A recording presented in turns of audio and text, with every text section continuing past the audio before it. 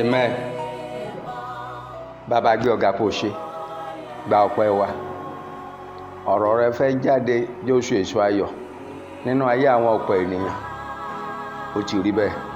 Jésù Olúwa wa. Ẹ̀yin ọmọ Ọlọ́run, mo kí wa níbi gbogbo tá a wà. Tí ọ̀rọ̀ yìí bá dé pé kẹ́ lè mọ̀, torí kò yé ọ̀pọ̀lọpọ̀ ènìyàn pé a wá sínú ayé ibi àbáṣẹ́dọ̀ tá a sẹ́ndì sí Jamaica, Yúróòpù, ó ń bọ̀ wá jábọ̀ ní Nàìjíríà. Bẹ́ẹ̀ náà ni àwa náà tá a rán wá sórí ilẹ̀ ayé, à ń bọ̀ wá jábọ̀. Ayé yìí kì í ṣe for life, ìgbà ló máa lò ń bẹ̀. Àbáṣẹ́dọ̀ tó lọ sí US, ìgbà díẹ̀ ni ó lò ń bẹ̀. Nítorí náà ni ìwé ọ̀rọ̀ Ọlọ́run ṣe fi yé wa nínú ìpísù ti Jọ́ọ̀nù orí 2 ẹsẹ̀ 15. Ó sọ̀rọ̀ fún wa, ó sọ báyìí pé ẹ má ṣe fẹ́ràn ayé tàbí ohun tí ń bẹ nínú ayé. Bí ẹnikẹ́ni bá fẹ́ràn ayé, ìfẹ́ ti Baba kò sí nínú rẹ̀. So now tá a bá ti gbé ayé lékàn, Ọlọ́run ló máa ń kù, ènìyàn kù. Bí èèyàn bá kú lé ní nísìn, kò mọ̀ pé òun lówó, kò mọ̀ pé òun lọ́lá, kò mọ̀ pé òun lẹ́nìtìn, kò ní anything mọ́. Ó ti gbàgbé nìyẹn, ó ti mú jú kúrò lọ nínú. Tá a bá béèrè lọ́wọ́ ẹ̀ pé só dáyé rí, a máa sọ fún wọn pé òun kọjá ń bẹ̀ fẹ̀rẹ̀. So ẹ jẹ́ ká padà sọ́dọ̀ ẹni tó yẹ kí tó máa kù wá kù. Wàá fọmọ ńlẹ̀, wàá fẹ́ bí lẹ̀, wàá fara rẹ̀, ohun gbogbo ló máa fi lẹ̀. Ọlọ́run nìkan ló máa kù ẹ́ kù, àti wà ẹ́, àti ohun tó ṣe lórí ilẹ̀ kó tó lọ. Everybody will stand in the front of God to balance your account. Either you are a prophet, either you are a pastor or bishop, you will stand in the front of God and balance your account. So ẹ má jẹ́ ká sinmi ilé ayé yìí, ṣe wọn bá tó lè ṣe ń bẹ̀. Pàtàkì jùlọ níbẹ̀ ni pé jẹ́ kí Ọlọ́run jẹ́ pàtàkì nínú ayé ẹ. In everything that you are doing, God first. Without that, ọ̀rọ̀ ní wáyé asán o, a ò ní sí wọn wáyé o, a ní báláyé fọ́tí o. Nítorí Bíbélì jẹ́ kó yé wa pé ohun tá a bá jẹ lónìí ní tiwa, aṣọ tá a wọ̀ lónìí ní tiwa, bàtà tá a wọ̀ lónìí ní tiwa, èyí tó kù òun ṣe tiwa. So ẹ má ṣe gbogbo ohun tẹ́ ẹ ní kẹ́ gbélé ayé lọ́wọ́, kẹ́ sọ pé inú ayé ẹ máa jẹ ayé kú, wọn à ń jẹ ayé tán. Gbogbo àwọn ilẹ̀ tẹ́ ẹ̀ ń rà lénìí, àwọn kan ló ń gbé bẹ̀ kẹ́yìn tó débì náà. Ní tí ò yẹ ọ̀pọ̀lọpọ̀ ni a lè ń ra 5 acre, wọ́n ra 17 acre. Bó o bá rà á, àwọn kan ti wà ń bẹ̀ tẹ́lẹ̀tẹ́lẹ̀, ìwọ náà tó rà tó ń lọ. Ohun gbogbo tó o ní, Jésù nìkan tó o bá ní, òun ní ìrètí ẹ.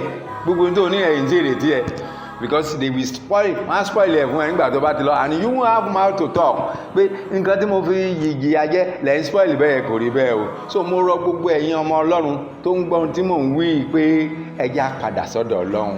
Ẹ wò yàtá ń jẹ báyìí, àmọ́ Ọlọ́run ni, àmọ́ Ọlọ́run, nítorí pé àmọ́ Ọlọ́run òun náà fẹ́ sọ fún wa pé òun mọ̀ wá. Ẹni tó wà nínú ilé ó ní coronavirus, ẹni tó jáde sí títì kò ní coronavirus. Ṣé ẹ mọ̀ kó ti ń sọ fún yín pé òun jù wá lọ? Ta ni ò ní mátẹ́gùn sí mú?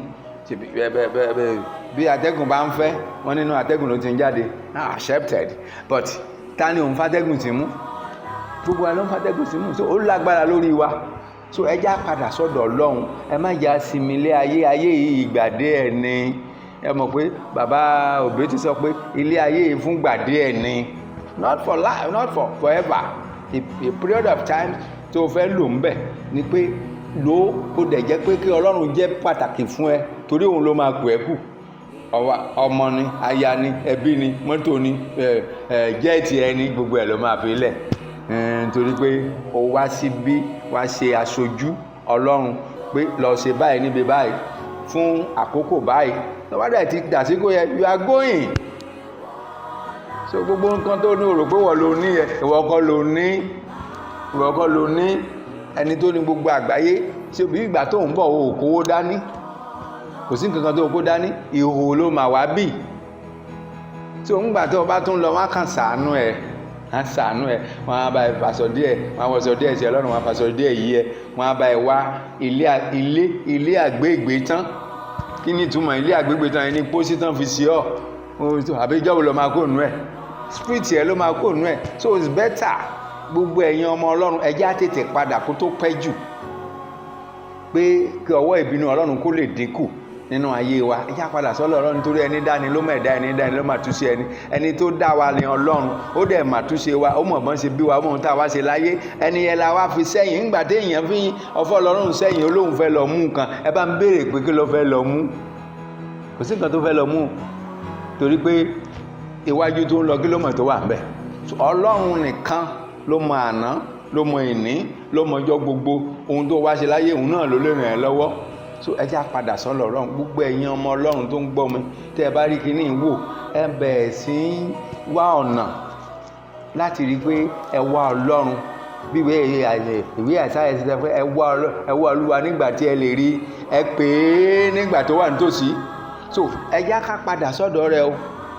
Jésù nìkan ni ọ̀nà, òtítọ́ àti ìyè, bí ìwé Jọ́ọ̀nù ṣe sọ fún wa. So kò sọ́nà míì, gbogbo ọ̀nà kọ̀nàkọ́nà wo kó tó kù ta lẹ́yìn à ń gbà, tá a ní pé báyà ojú ọ̀nà ni, kò sí ojú ọ̀nà ń bẹ, kò sí ojú ọ̀nà ń bẹ. Is the way, the truth and the life. So ẹ jẹ́ á padà sọ́dọ̀ Ọlọ́run. Gbogbo ẹ̀yin ọmọ Ọlọ́run tẹ́ ẹ bá rí wò, ẹ jẹ́ ká padà sọ́dọ̀ Ọlọ́run. Kò sọ́nà míì. He can do ọ̀nà do. Bí mílíọ̀nù èèyàn bá kú lénìí ní sátidé, tó bá dijọ́ Sunday àwáyàn ni o. Ọlọ́run ò sọ́ọ̀tì. Ẹ mọ̀ pé ìgbà tí ìkún omi wáyé ń jọ sí, ẹ mọ̀ iye àwọn èèyàn tó kú ni. Kò sọ́ọ̀tì Ọlọ́run tún gé ìpadà ni. So onídìí èyí, Ọlọ́run nìkan ló yẹ ká gbárùkù mọ́, ká wá bí tá a ti máa rójú ẹ̀, ká wójú rere rẹ̀, ká wá ọ̀nà rẹ̀, kí òun ó lè fọ̀nà hàn wá, kí òun ó lè gbé wa sókè, kó lè mú wa padà sí normal. Àti miss road gan. Àti miss road gan, because we didn't have time for God. We have time for business. We have time for everything. We have time for enjoyment. We have time for many things, but for God kò sí time. So mo rọ̀ wá, gbogbo ẹ̀yin tẹ́ ẹ bá rí ọ̀rọ̀ mi rò, ẹ jẹ́ á padà sọ́dọ̀ Ọlọ́run. Only one God la ní. So ibi tó o bá ti rí pé òtítọ́ Ọlọ́run wà ní kó lọ. Ojú ni kó fi wọlẹ̀, kó dẹ̀ mọ̀ pé òtítọ́ Ọlọ́run wà ńbẹ̀, kó dẹ̀ máa worship ńbẹ̀. Má sọ pé ìṣọ́ọ̀ṣì kan ló fẹ́ lọ. Lórúkọ Jésù, gbogbo ẹ̀yin tẹ́ ẹ gbọ́, tẹ́ ẹ bá tẹ́ ẹ ṣiṣẹ́ lé lórí, kí ọdún yìí tó parí, ẹ ó rí ọwọ́ Ọlọ́run. Jésù agbára wa. Àmín, àmín, àmín. Jésù mo wá. Jésù mo wá.